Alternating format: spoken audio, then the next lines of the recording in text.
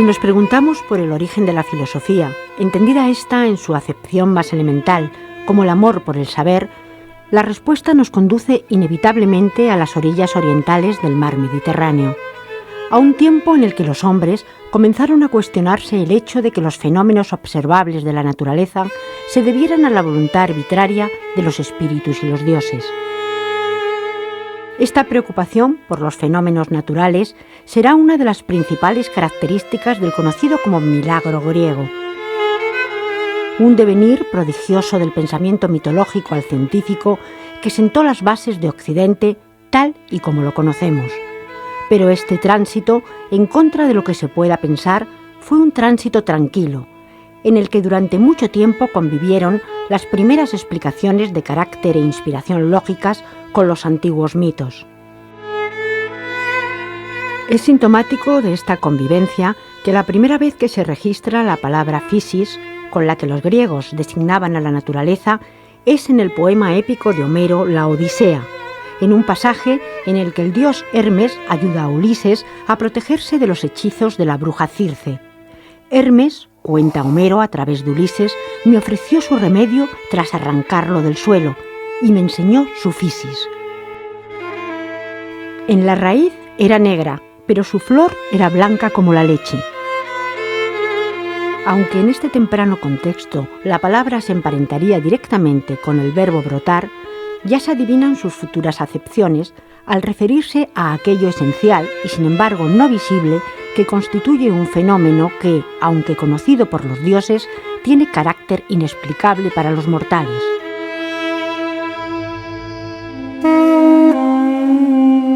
Filósofos de la physis o físicos será el nombre que se le dé a los filósofos pertenecientes a la conocida como escuela jónica, inaugurada en la colonia griega de Mileto por Tales, alrededor del siglo VI a.C. Se dice que Tales tuvo como discípulo a Anaximandro, del que Anaxímenes fue a su vez discípulo y compañero. Será precisamente con Anaxímenes con quien se cierre este primer periodo portentoso e irrepetible de la historia de la filosofía, desplazándose el protagonismo a otras regiones de un mundo, el griego, en plena efervescencia y expansión.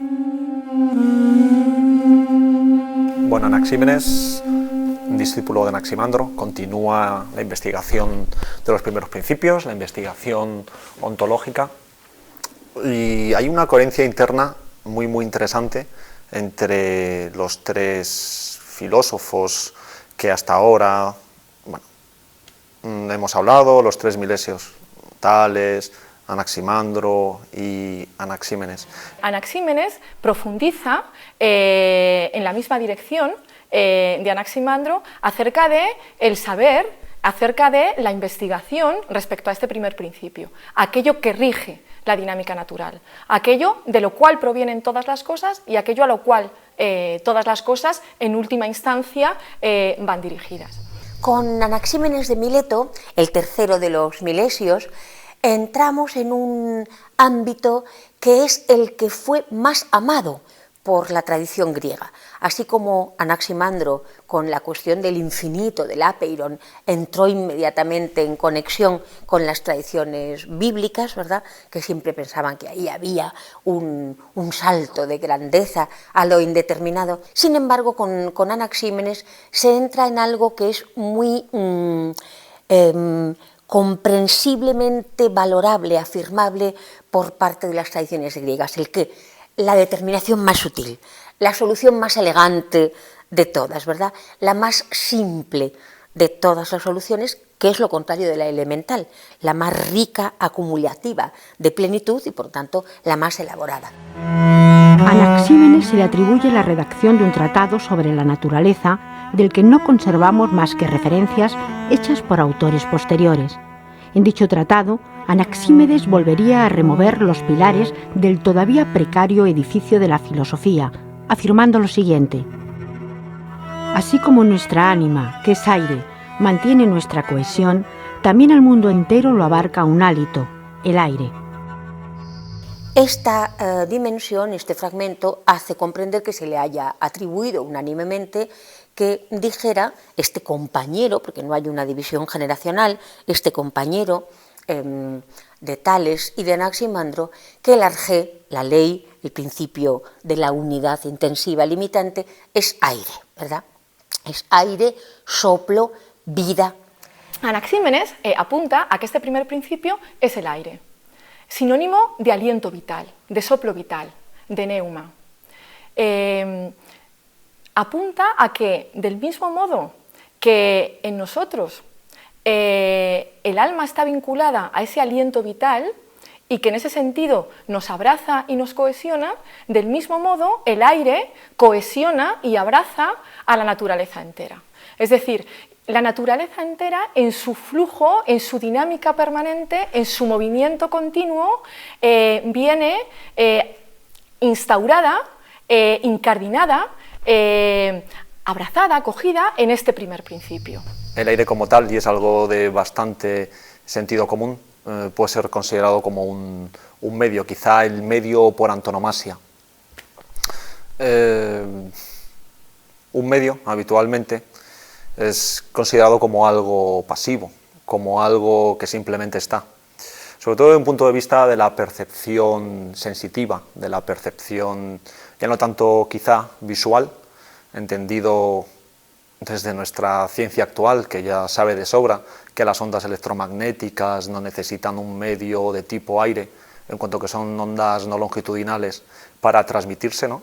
No en este sentido de las ondas de la percepción visual, pero sí al menos nuestra ciencia podría afirmar que el aire es un medio pasivo necesario tanto para el olfato, es algo bastante obvio, también el oído, incluso también el gusto. Incluso llevado a la percepción visual, no habría órgano percibiente, no habría ojo y ni tan siquiera habría persona que podría ver si no hubiera aire, difícilmente.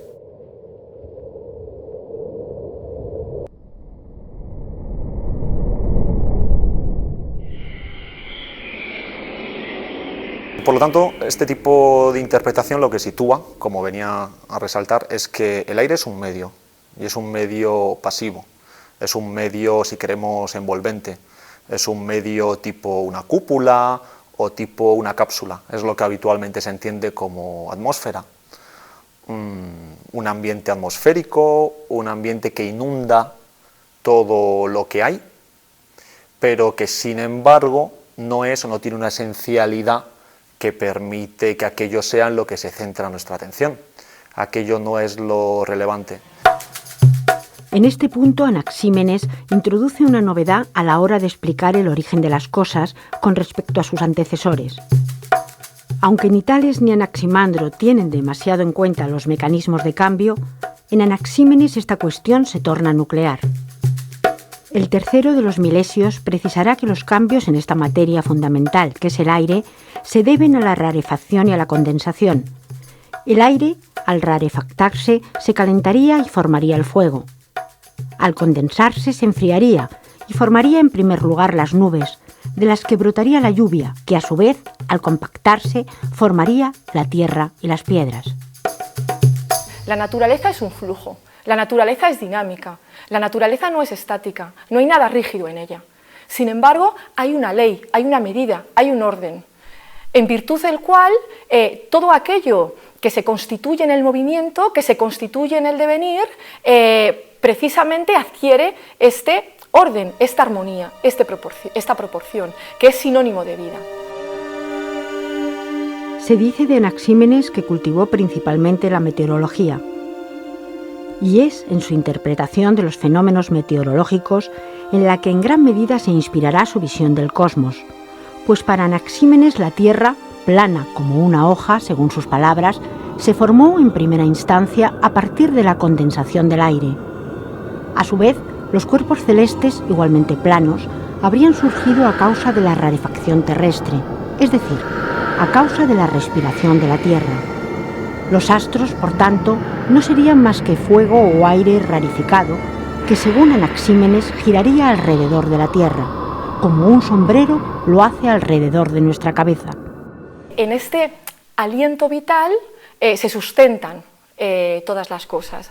En esta contracción-expansión, en este ritmo de la respiración. Del mismo modo que en nosotros este aliento vital supone la vida en este ritmo de inspiración-expiración, del mismo modo en la naturaleza el aire supone su aliento vital primordial. De tal modo que todas las cosas estarían generadas a partir de este aliento vital, a partir de un proceso de condensación y de rarefacción. Es decir, nuevamente nos encontramos con estos movimientos contrarios, a partir de los cuales todo se cambia. Una cosa se cambia en la otra. Todo está brindado, está ofrecido a la metamorfosis. Una metamorfosis que para ellos es el corazón mismo de la fisis.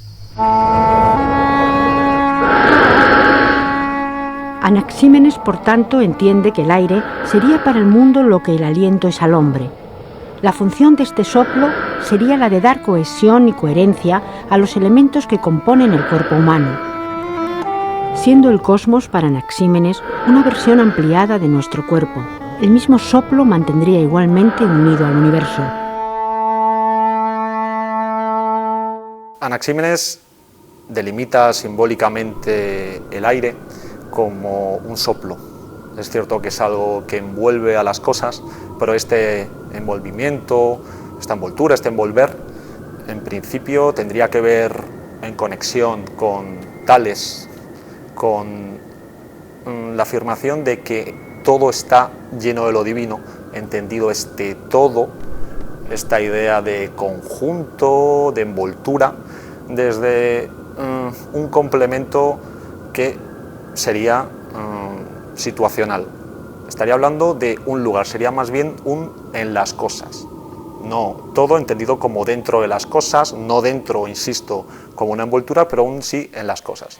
Nos cuentan también los doxógrafos que Aristóteles se reía un poco condescendientemente de la prueba que atribuían a Anaxímenes, y es que hasta tal punto el aire sería el principio de la vida, y vida significa psique, alma, que si se pone un espejito delante de alguien que no sabemos si ha muerto o no, si está vivo lo empaña por el aliento, y si no, no, y además el aire sale caliente cuando sale de nosotros en la expiración, y sin embargo entra frío, y entonces a él le parecían estas cuestiones unas cuestiones muy ingenuas, ¿verdad?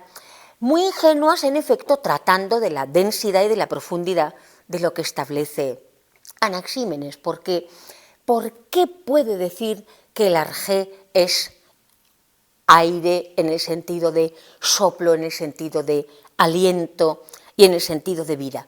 Lo puede decir porque justamente para la fisis como espontaneidad autolegislada, que no es la de los entes artificiales, sino la natura naturans, la naturaleza creativa de los seres vivos, el principio es el alma, el principio es la vida.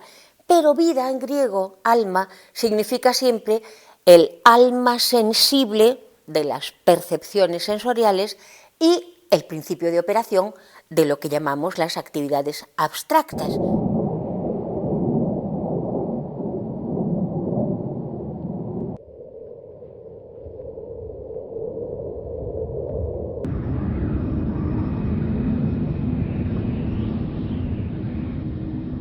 Ya sabíamos algo al respecto, ya sabíamos dentro de la acepción de ley como criterio, de ley como medida, que hay diferentes tipos de leyes, que un ámbito no es sin el otro, que siendo diferentes no hay el uno sin el otro, que hay una necesidad, si queremos, formal de copertenencia entre ellos. Ahora se nos dice algo más, se nos dice que esa relación necesaria entre ellos es una relación de ida y de vuelta, que tiene cierto estatuto, si queremos, de ausencia-presencia, es un irrumpir, es un estallar, es una respiración, es un desgarro y un desgarro vital, un desgarro activo y como tal, transformador, y como tal, posibilitante tanto de uno como otro.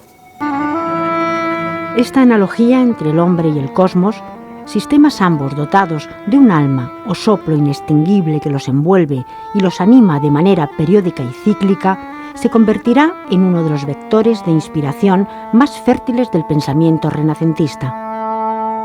Una de las dimensiones en el Renacimiento grecolatino, en Basilio Ficino, en Pico de la Mirandola, cuando surja, será justamente recoger esta enseñanza del gran Anaxímenes, ¿verdad?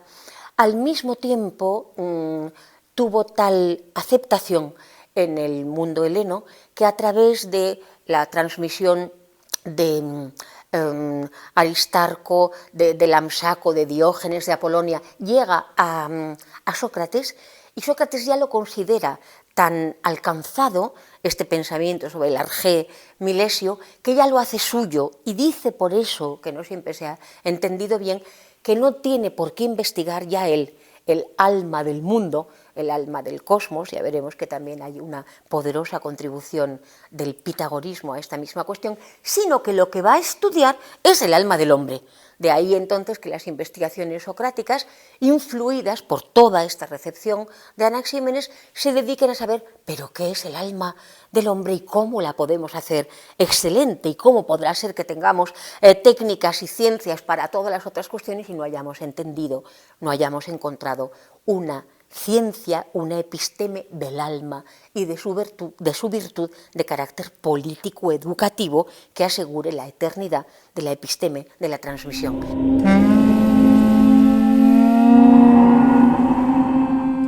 La importancia de Anaxímenes se extiende hasta la modernidad, actualizándose a través de diferentes conceptos como el éter o el sensorium dei, del que nos hablará Newton. Tampoco resulta extraño vincular a Anaxímenes con la ecología contemporánea y su forma de concebir a la Tierra como un ser vivo, como un templo que, tal y como los milesios nos propusieron, debe ser habitado, respetado, pero sobre todo, y antes que nada, entendido. En Anaxímenes lo que nos encontramos es un comienzo de... Una vez uno asume un cierto mapa, una cierta topología de ámbitos que hasta ahora hemos delimitado como pluralidad originaria, establecer las relaciones, comenzar a pensar el estatuto que tienen las relaciones, no quizá tanto asumirlas como posibilitantes y determinantes, constituyentes, cosa que ya directamente y de manera inmediata y así explicitada hará Heráclito, o bueno, se moverá en esos ámbitos.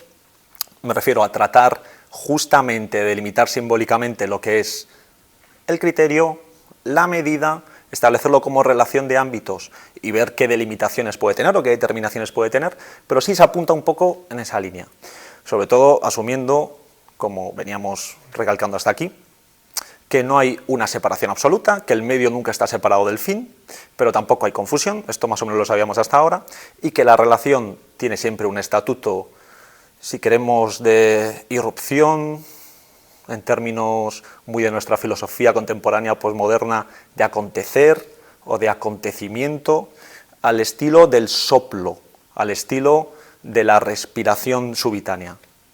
Heráclito dirá o llamará esto directamente el rayo.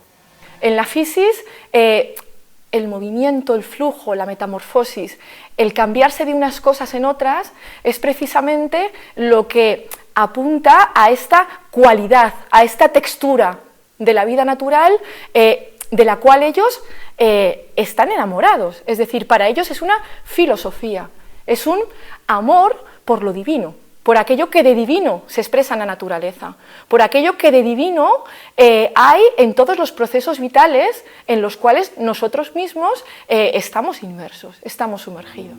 La escuela de Mileto no desaparece.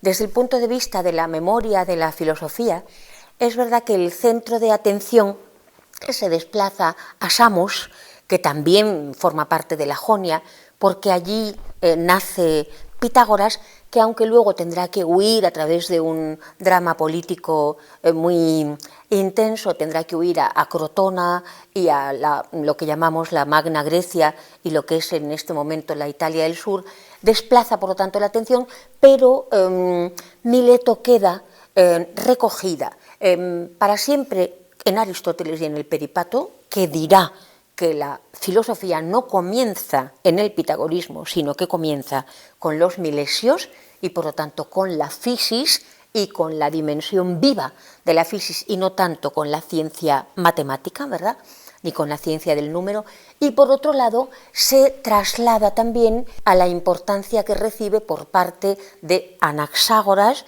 y de Sócrates todo el tratamiento del alma y de la comprensión del alma, tanto del cosmos o de la fisis como del alma del hombre. A lo largo del pasado siglo XX salieron a la luz, después de cientos de años sepultados, una serie de restos arqueológicos que revelaban el esplendor de la Edad Dorada de Mileto. Las crónicas narran cómo en el 494 a.C. la polis, aliada de los griegos, sería arrasada por los persas. Aunque la ciudad se recuperaría de manera recurrente de sucesivas conquistas y reconquistas a lo largo del tiempo, no así lo haría la escuela de pensamiento que en sus orígenes albergara.